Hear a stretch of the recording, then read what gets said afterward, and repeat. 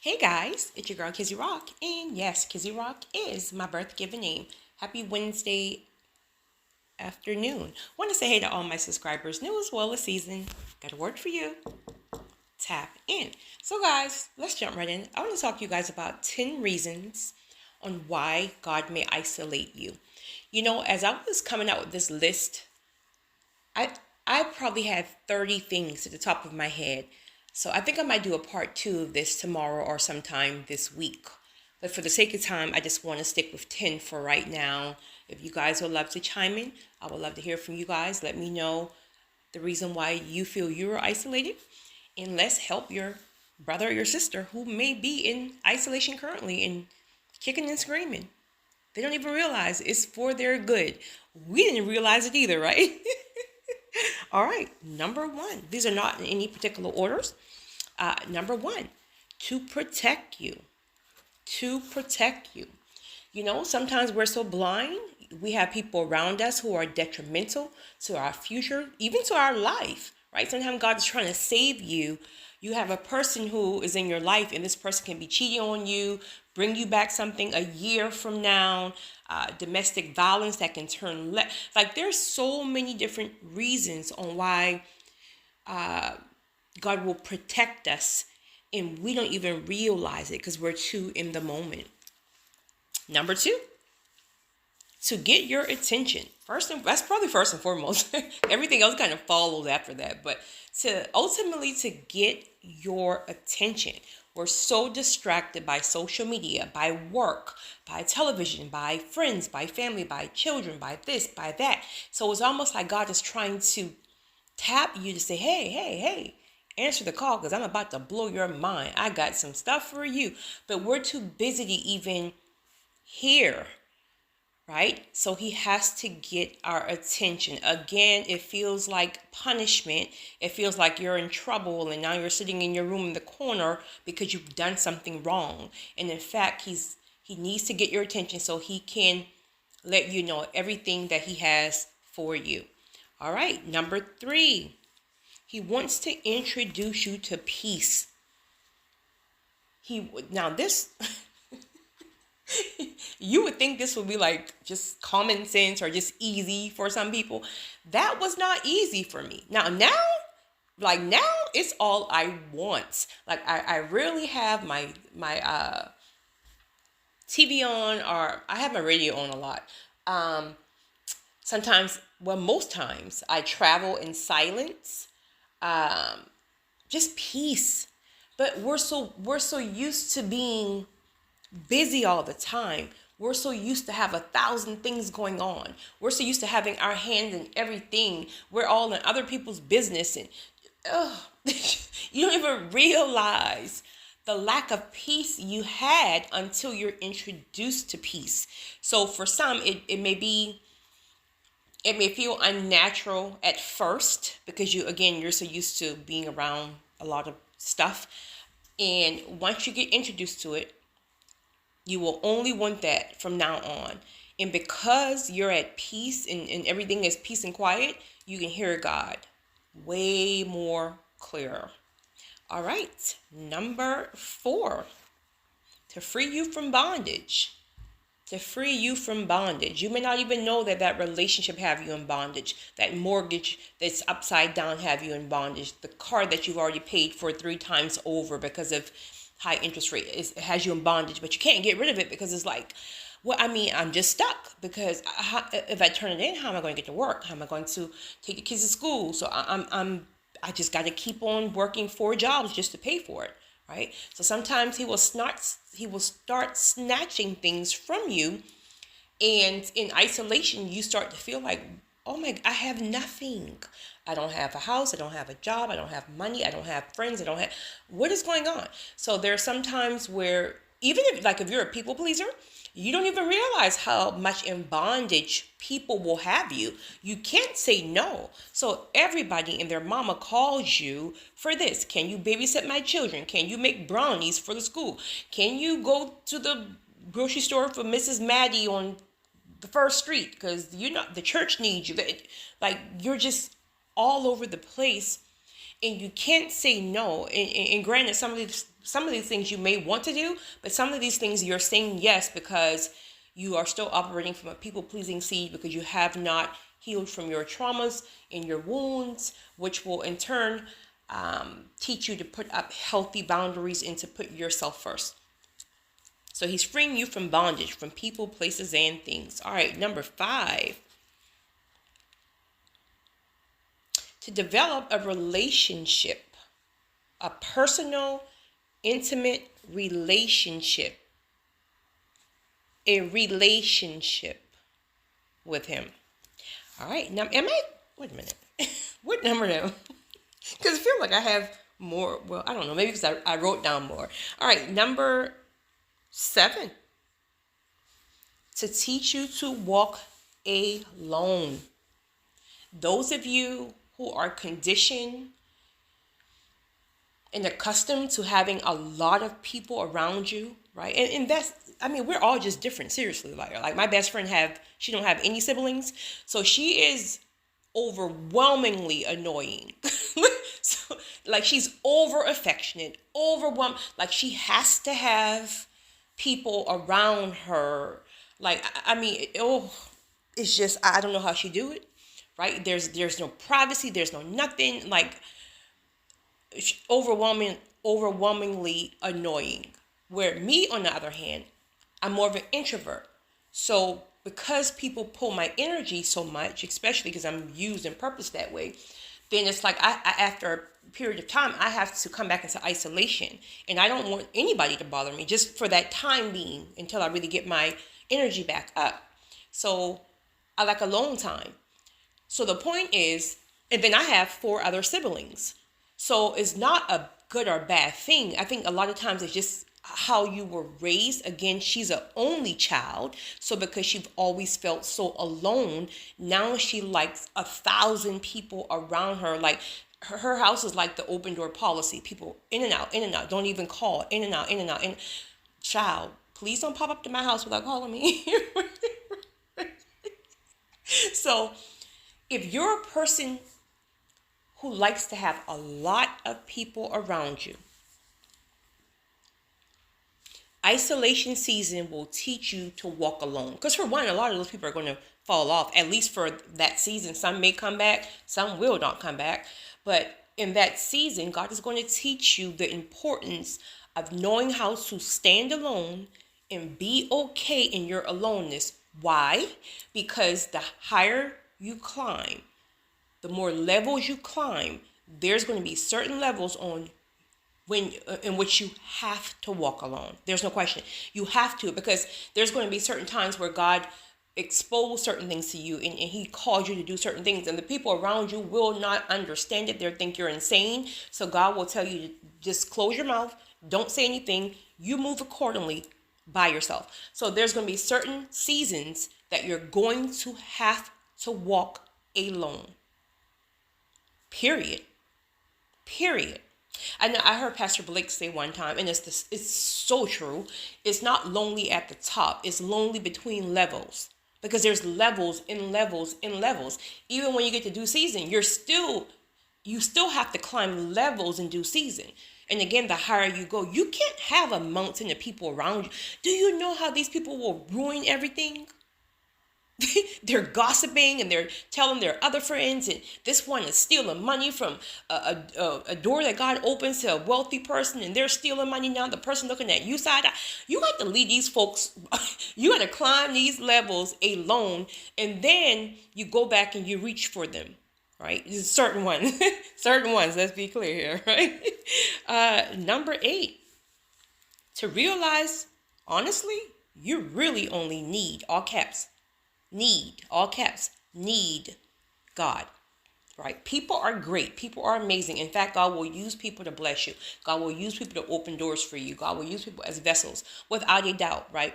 And there's going to be times where God, you're going to need people, right? But ultimately, he wants to still train you that when you start going higher and you realize that certain people are falling off, or certain people have maybe turned their back, or they're not as helpful, or they may be in their own season of drought, right? So they can't always be there for you. So God needs you to understand, you can't be buckling out here and folding and ready to give up on this journey because a person, another fleshly being like you, can't give you the answer. Truth of the matter is, honestly, there's going to be a lot of times where another person can't give you the answer you're seeking. This is why you have people that's trying to listen to 50 different people on one night to get some type of answer. People are, in some seasons, an individual is not going to be able to give you your answer. So God is teaching you that you only need him. So if you ever start hitting those spurts where there's no people involved, you're not going to turn back. That just means you have to press in more. Number 9, to introduce you to you. He want to show you how fine you is, baby.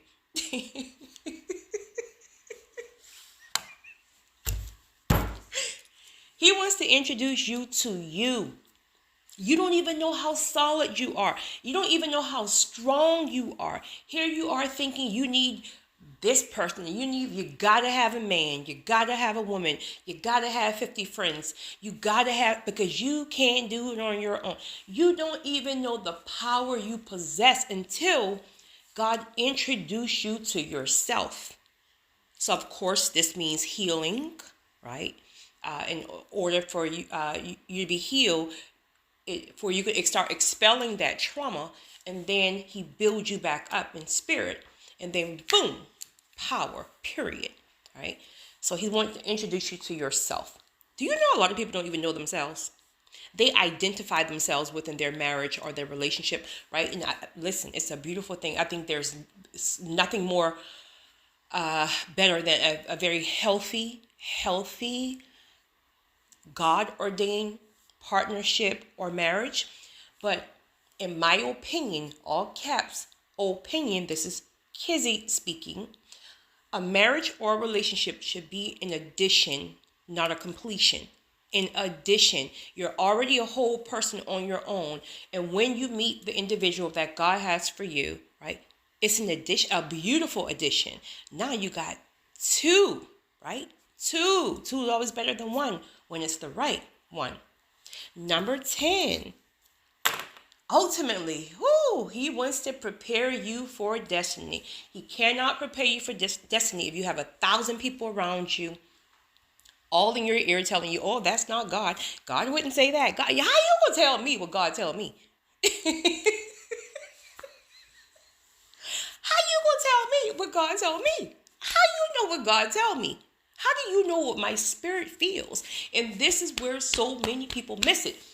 It's because the individuals who you entrust to give you a word, because you're already lacking confidence and you're lacking faith already in that word. So it's almost like you're just wanting somebody to agree with you. And when you go and tell them, oh, God says, I'm going to build a rocket ship. Like I'm going to be the first person to build a rocket ship, right?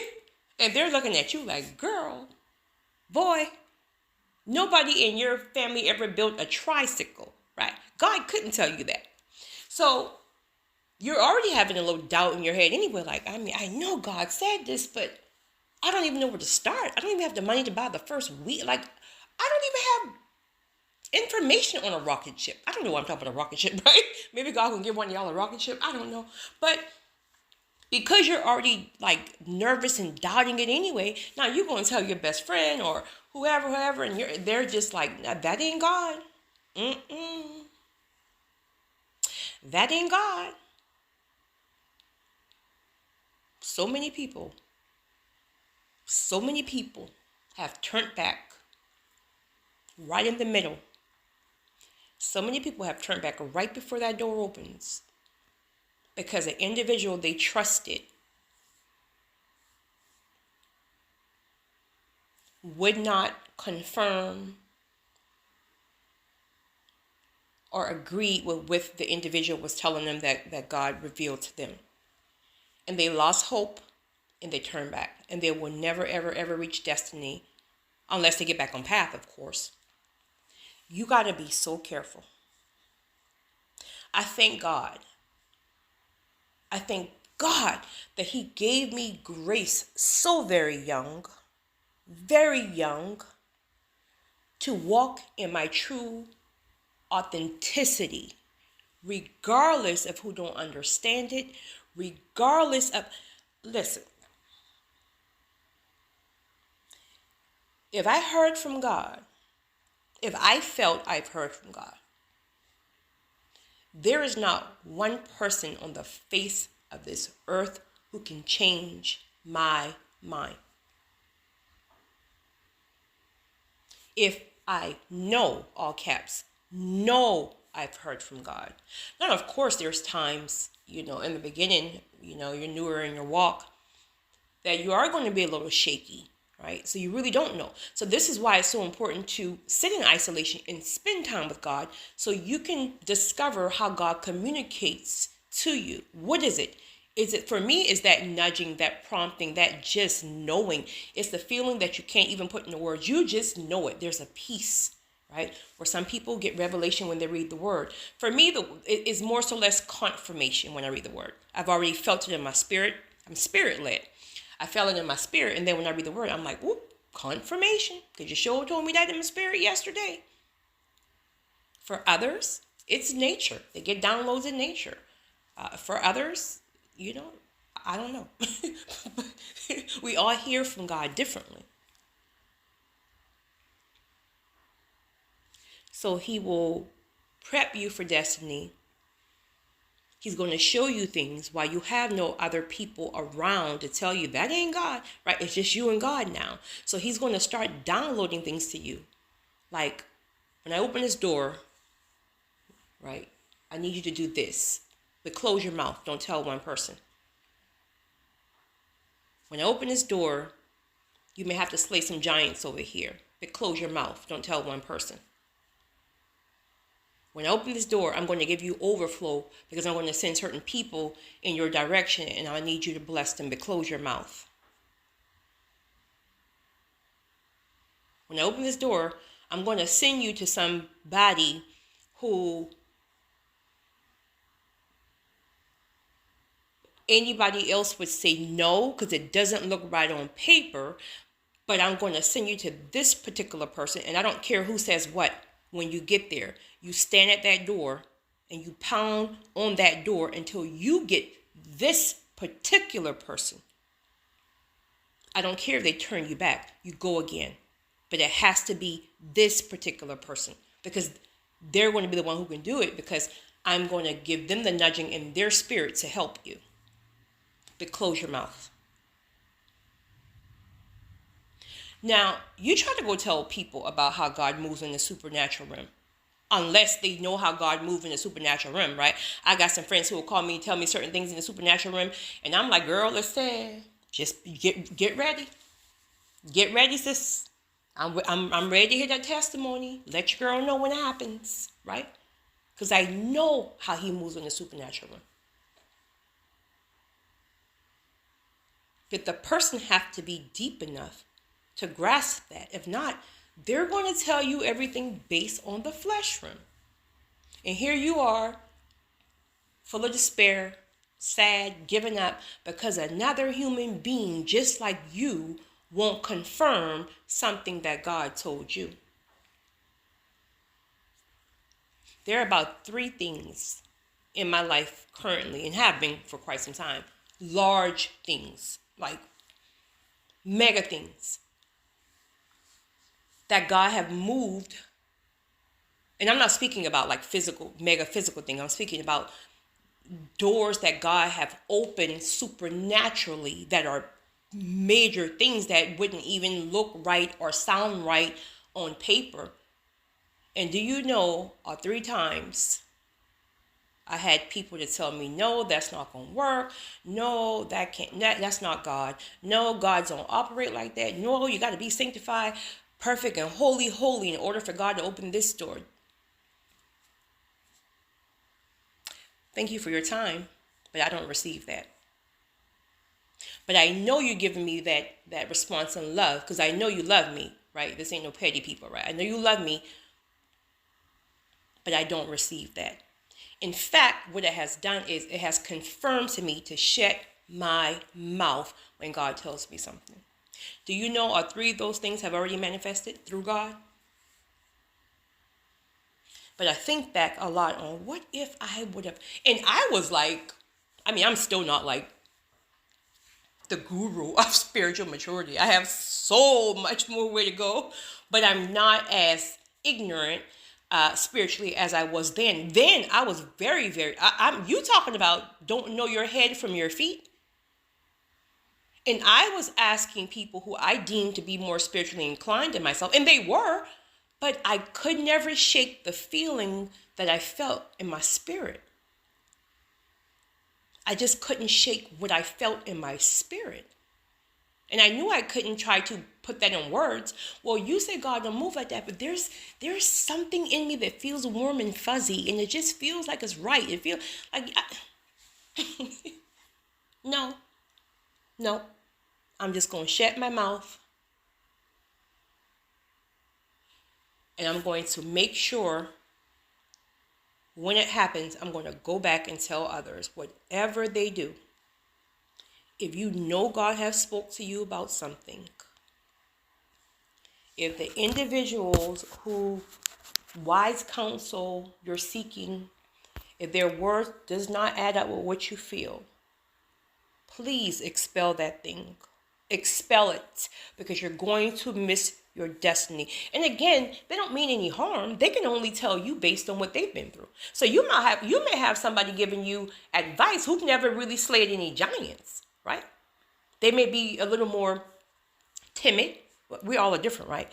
So maybe this person have came up against some things in their life, and they kind of just back down because it's like, wait a minute, I ain't got time for this now. This too hard. Well, you, me, my chosen ones, we're giant slayers. So you're telling me it can't work because you walked away from it because it was hard. But I'm telling you, I'm chopping heads off. Period. If God says it's mine, it's mine. Period. And so now, when I talk to them, they're like, "Oh my girl, you've just always something about you. You've just always known." It's because I march to the beat of my own drum. I'm not seeking no one else's approval. Anybody who knows me tell you that. You heard it from my childhood friend in my documentary. We were in middle school and he said this. This is why you got to be so confident in who you are. You got to be so confident in how God uses you. You can't be out here basing, what God told you on other people's opinion. People, look at the world. The world is screwed up.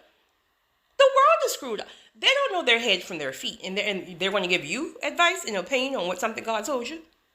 Child, please. People don't, you know what?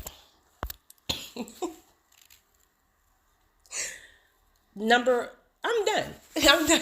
You guys have a great one. I hope this helps you guys. Let me know what you think. It's your girl, Kizzy Rock.